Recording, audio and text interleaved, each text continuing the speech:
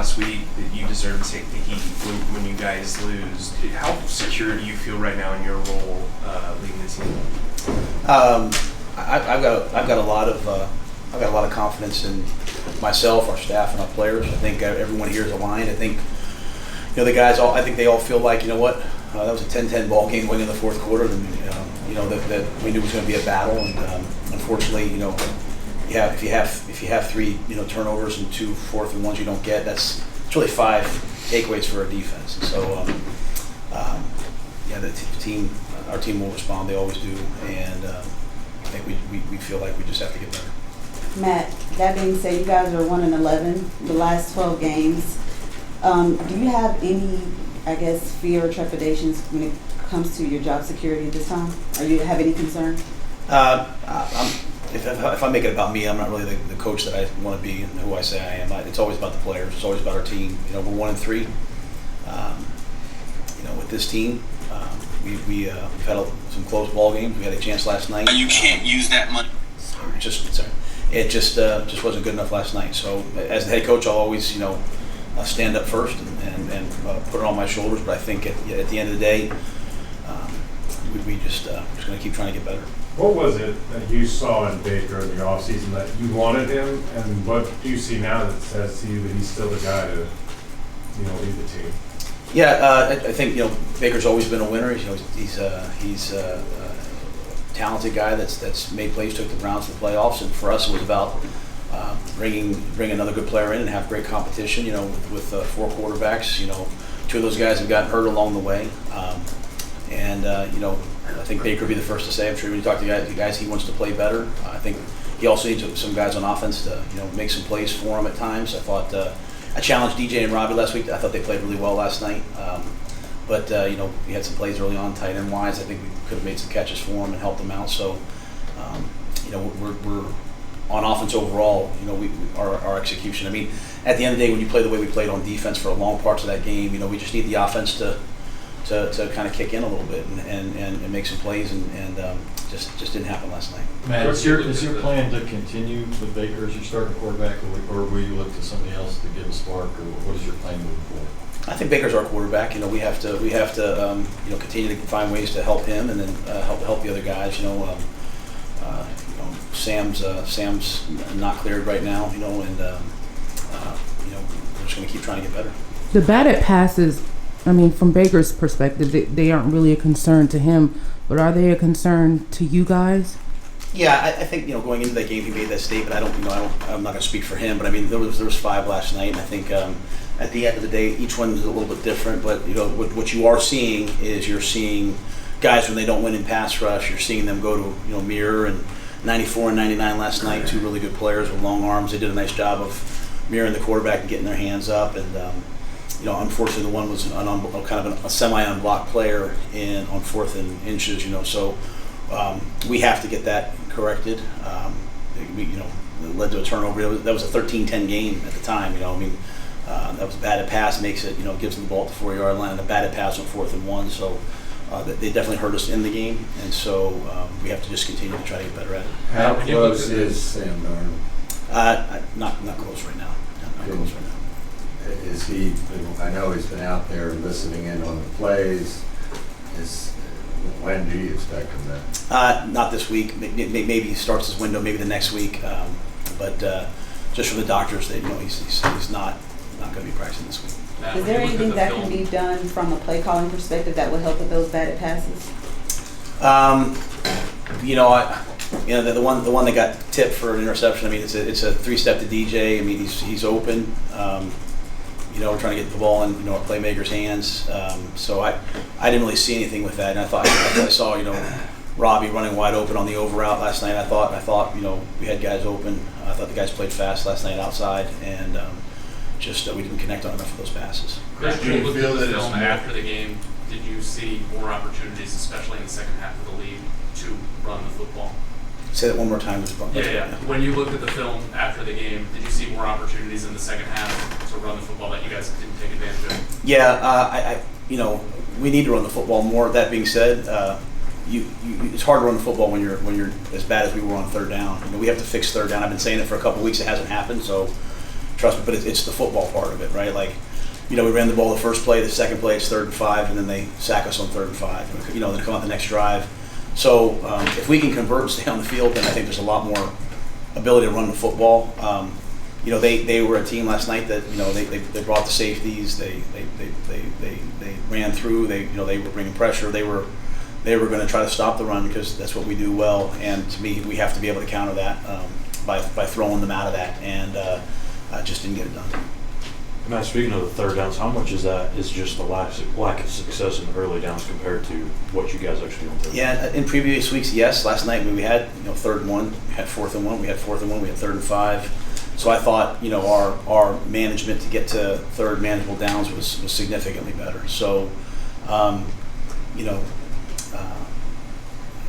it had showed up before. I don't know that it showed up necessarily as much last night. Matt, from a coaching standpoint, what is there anything you guys can do scheme-wise with Baker, with the balls being tipped at the line? I know you talked about he's got to find windows, but is there anything that, from scheme-wise, that coaches can do to kind of eliminate those? Or? Yeah, I think Camp's done a good. That didn't show up, so we say that, but I think Camp has worked really hard with those guys of the line trying to close out. I think we had that conversation this morning, so I think over the course of the next 2 days, as we put the plan in, facing quite a defense coming in this week, we'll have to have that corrected.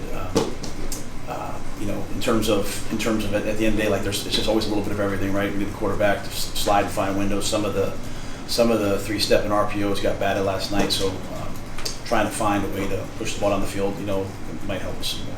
Matt, Baker's had that problem throughout his career since he's gotten to the league. Is there one thing you're seeing that he's not doing or he needs to do better at to stop the batted passes? Yeah, I just think at the end of the day, as a quarterback, when it's 3-step, you have to play on time. You can't be late with the football. I think a couple of those ones were just maybe an extra little false step or something that's just being a second late. And then when it comes down to 5-step and 7-step drops, just really being good with your eyes of moving people. But a lot of those happened last night in 3-step or in RPOs, and just making sure that you are in fact on time with your feet. Burns mentioned the fourth quarter and how they wanted to close out the games better as a defense because they've been playing good. Do you think that's a consequence of being on the field too long because the offense has had struggles and not spelling them as much as maybe they should be? Yeah, absolutely. I think globally, yes. I think what I love about Brian and our defensive guys is, that's a cause, but they also understand, like, like they get the ball on the 4-yard line, let's hold them to a field goal. Let's make that a 6-point game, not a 10-point game, right? We go for a fourth one, we don't get it. Hey, let's hold that to a field goal and make that a 13-point game, not a 16-point game. So they're playing a lot. They're playing too much, and that starts early in the game, right? That's all in the 4th and 1s. No, the defensive touchdown does flip that too because they have to go out and play another series. But defensively, we knew coming into this game that if we played well in the 4th quarter, we'd have a chance to win the game. And again, they had bad field position and all those things, but guys like Shaq and them, they hold themselves to a high standard. So we're just going to keep pressing on with that and just trying to be better in the 4th quarter on defense. And I think a lot of that is how much they play earlier in the game. Matt, following up on Sheena's question on job security, have you had discussions with Dave about that? No. I usually talk to Dave on Mondays in the afternoon and on Tuesdays. So I haven't had anything with that. What about last week? Did we talk about my job last week? Has your job security come up at all? No, he didn't talk to me about that. We talked about trying to beat the Saints, and then this week it was, he's, just kind of this week. So, I'm not going to talk a lot about my conversations with Dave, but he wants to win like everybody else wants to win, So he's a really good owner and a good man, and I'm going to keep doing the best I can for him. Kind of on that topic, any of the colleges that have openings reached out to you? I'm not getting involved like that. I'm the Carolina Panthers head coach. If you had another player that was at another position that was struggling the way Baker has, it seems, you might make a change to send a message or whatever. So is it different with the quarterback? Do you have to be more patient there because there's so many other pieces involved, or kind of explain that process? Yeah, I think at every position, every player is always unique. It really depends on what your options are. You know what I mean? Like, if a starting right tackle is struggling, or starting left tackle, starting left guard, it's really about the competition at that position, and who's there, and all those things. So I do think the quarterback, always takes a little more blame than maybe sometimes he deserves. Sometimes they don't. It is what it is. And so for me, my process every week is I come in on Monday, I watch tape with the coaches, I meet with the players, I meet with you guys, I spend the rest of the day just, dissecting what happened and also the next game. Tuesdays, I usually meet with the quarterback and talk to them. Wednesdays, we go practice. So to me right now, I'm just, in that same process of saying, hey, what can we do to improve on offense in general? At the end of the day, when we don't get a 3rd and 1 or 4th and 1 and a 4th and 1 again, that's all of us. And so we have to be better. I just believe if we play better on offense, we're playing pretty well on defense. We're playing pretty well on special teams. We're going to have a chance to win some games. So it has to get corrected. It's not. Make no mistake. I'm not sitting here saying it's okay. We got to play better on offense and score some points. It's been a rough go at it for the fans as well. Baker said yesterday he doesn't care about the boos. How do you feel about the boos when you hear them at Bank of America Stadium? I think any fan that comes, I grew up in New York and Philly. I think when fans pay their money to come here, man, they deserve to see good football, and they deserve to see better football than we played last night. And so I respect it. I have no problem with that. My son's on the field with me, and I tell him, I say, you want the good, you got to take the good with the bad, buddy. If we play like that, that's going to happen, right? And then they're going to boo me, and I get it. I want to play good football, so our fans are excited and happy. And I know, I think we played good defense, but I know that we want to see people want to see offense. And they want to be excited and entertained, and it's not happening. And I get it, completely get it. Thought we did some good things last week. I thought we were going to carry it over this week. Didn't happen as much.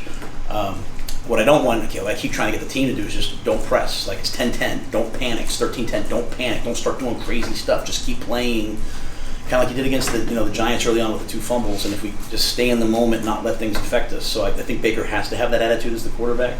But I totally get it, and I have no issue with it at all. Does Ben McAdoo's offense fit the personnel here? And if it does, what adjustments does he have to make it work?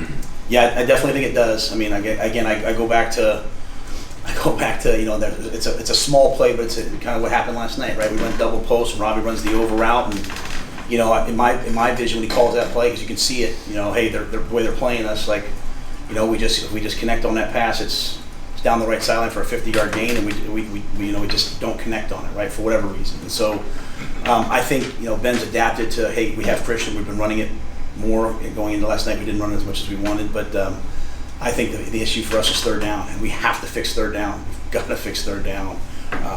We have to stay on the field and keep our defense off the field. And so, we've run it on 3rd down. We've gone 3-step. I just think we have to execute it better. And Ben will be the first guy to say, he puts things on himself. He's been in this chair, right? He's been an OC. He's been a head coach. He knows what it's like. But I always go back and look at the plan afterwards. You know what I'm saying? And I'm like, hey, are guys open? That to me, that's the job of the coordinator. Are guys open? And then there are other matchups that when we handling key matchups. And so, to me, I felt like we had guys open last night. I kind of you guys know I kind of challenged the receiver. I thought DJ and Robbie were flying around last night, and for one reason or another, it's not coming to fruition. We have to get the execution right. But I think Ben's had a good plan last night. They had a good plan. 3rd down, we have to win 3rd down. You spoke briefly on it last night, the decision to go for it on 4th and 1 in your own territory early in the game. After reviewing the film, do you still feel comfortable with that decision as well as the play calls on 4th down later in the game? Yeah, we're going to go for 4th and 1 most all the time, especially with our defense, the way we've been playing red zone defense. We feel like we're going to hold them to a field goal or stop them. We went in that game. We told the guys we were going to play to win. We faked the punt, ran over. No, we didn't execute the fake punt, right? We fumbled the reverse. The reverse is a touchdown, right? So at the end of the day, I wanted our guys to understand, and the guys on defense were right there with me. Coach, we're going for it. We were going to go for it on 4th and 1. We liked our matchups. They ran through and made a play, and the defense. I said to Miles, hey Miles, go make me right on that decision, and the defense stopped them on 4th and 1. Later in the game, that 4th and 1. I don't think there was any choice in that one, right? We're down 10. We have 1 timeout left, or 8 minutes, 6 minutes, whatever it was. That's a inside zone to Christian with an RPO. They blitz the safety. Again, if DJ's open, if we make that throw, we just got to throw and catch it and complete it. It gets batted down. If we hand the ball off, I think Christian, can run the guy over. Baker made the decision he made. It's part of the play, so that's out there. We just can't get the ball batted. Now, having Deontay Foreman just a quick follow-up. Having Deontay Foreman on the roster, will you take that into consideration, using him on downs such as that or play calls such as that on 4th and 1? Yeah, that one's in 2 minute. You know, the clock's running, so to substitute somebody, you know, doesn't make a ton of sense to us. I don't think any of those issues were Christian. You know, in the first 4th and 1, I mean, I think Christian's as good a short yardage back as there is. Again, I think you talk to the guys on the line, they're beating themselves up a little bit right now because you can't let a guy on a quarterback wedge or a tailback wedge. You can't let someone run through and hit the tailback in the backfield. So I don't think I'd take Christian off in those situations. Matt, you brought up challenging the wide receivers and them reacting to it well. Who do you need to challenge this weekend in this past game? I think that's more of a question for me on Wednesday. You know, I really try to take the next 2 days and be very methodical about, hey, like last week we talked a lot about 4-man rushes and zone coverages and breaking on the ball. We broke on the ball and picked one off. You know, I mean, you can kind of see, like last week I talked about defensive touchdowns, our second defensive touchdown, so we're challenging those guys on those things. But you know, a lot of times the challenges come from the players. You know, like Brian said, we got to finish the game in the 4th quarter on offense. You know, it's real simple. We can talk. You know, I'm with you. Like I understand the questions. They're great questions. Like the play calls. If we're -3, if we turn the ball over 3 times, we're not going to beat a good team like that. Like, and we still had a chance to win it. So, to me, it's just about challenging the coaches and the players and myself. And always like, let's go win the turnover battle in one game that we won that game versus a good Saints team. So, we've got to just correct that. In terms of people and all that, I probably need a little more time just to. And I usually try to keep all those challenges in house so the guys don't feel threatened and all that because every one of our guys is working hard. We just got to put it all together on offense. Matt, since you're playing San Francisco this week, how much did y'all look at Jimmy Garoppolo during the offseason? What tipped the scale towards Baker versus him, and was it all financial? Yeah, and I hope you guys understand. I'm not going to talk about a guy, you know, on another team or give, you know, under contract with another team. So, you know, Jimmy's an excellent player. You know, he's got a lot of respect for him, and glad to see he's having a chance to play. But probably can't get too much into that. Okay, Matt, going back to the preseason, I understand that, you know, the trend is to get your quarterbacks work and scrimmages like you did up in New England and stuff. Do you wish that you had played Baker more in the preseason, just in that kind of live game setting? No, I think because of the chemistry that hasn't been there. Yeah, I think we did. I think we did 2 out of the 3 games. I think that's, you know, I mean, kind of about what most people do. If some people don't do any at all. Yeah, I don't know. I mean, it's a good question. I haven't really. I mean, at the end of the day, we did what we did. Right now, to me, it's just about us from where we are right now, trying to get this fixed. It's a valid question, but I think we kind of followed a pretty aggressive amount compared to what most people are doing nowadays. And can we get an update on Jerry Chin? Yeah, I'll probably have that more on Wednesday, more information. I mean, but he is injured. Just, you know, how long it is, I don't know. Man, I did want to ask about something big picture because it came out just a few hours before the game with the NFL and players have been putting out basically a heads up that there would be changes to the concussion protocol this week. As a coach, how do you balance really players' desire to play versus their own health and safety, but even seeing that there will be some sort of action going into week 5? I think at the end of the day, you know, that where I think, and I said this the other day about our place here, but I think, you know, having independent people, having, you know, Dr. Gritter, having Dr. Weeks, having doctors handle that. A lot of times, like, you know, you're watching the game on TV, you see someone wobble. As a coach, you can't see that on the field sometimes. So having people watch that and make those decisions, I think, is really, really important. I can tell you, we've had some really, really good players here have head injuries and be fine afterwards and want to go play, and Dr. Gritter say no, and I don't want them to play. I mean, they're healthy. You only have one brain, you know. I mean, you got 2 arms, you got 2 legs, but you got one brain, and so I want that to be protected. And yeah, so I think we do a really nice job here because I trust Dr. Gritter so much, and she's gonna always err on the side of player health and safety. Baker is last one. We'll do here, then we'll do outside. You good? All right, last one here. I think Joe has one too. Oh, Joe. Okay. Baker says that he's drifting in the pocket. He's creating his own pressure. It sounds like, tell me if I'm wrong, that the game's fast for him right now. If that's the case, has he had that kind of issue in his career? How does he slow it down? How do you fix that at this stage? Yeah, I think our offensive line is protecting well. We had an issue up the middle one time. I think our guys, that was one of our better games in terms of protection. You know, this is a different offense than he was in Cleveland. It's a little bit more, you know, run play action 2-man routes. We have a little less of that. So I can't speak too much to like in pure drop back, but I just think for him it's about even that first step, you know, taking the correct first step, being in the pocket, being on rhythm, being on time. you know, we are where we are. We have to get it fixed because the protection is good enough that we can settle that down a little bit, and you know, that has to happen this week. I mean, it's 4 weeks of it. Hey, you know, we're kind of waiting for it to get better.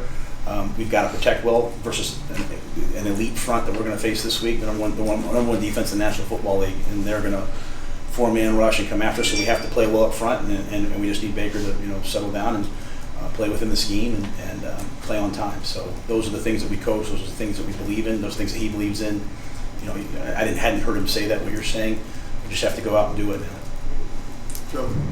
I just was going to ask about LaVisca's status and how much that hammy sort of impacted maybe part of the game plan. Yeah, we had a lot of plays for him. You know, that they actually pulled his other hamstring in the game, so it was the one hamstring, and then that hamstring was the other one. So you know, obviously we had some stuff for him that we weren't able to get to, and that was obviously a disappointment because we thought he would be a matchup guy for us in this game, and you know, a difference maker for us in the game. And him coming out, you know, you have 4 wideouts up. You have to just kind of adapt as you go. Could he be a week-to-week situation? I don't know yet, honestly, because I think the left one was not a major strain. So how bad this one is, you know, those guys are all getting MRIs and stuff today. So I'll have a better feel later. All right, thank you, Coach. All right, thanks. Thank you.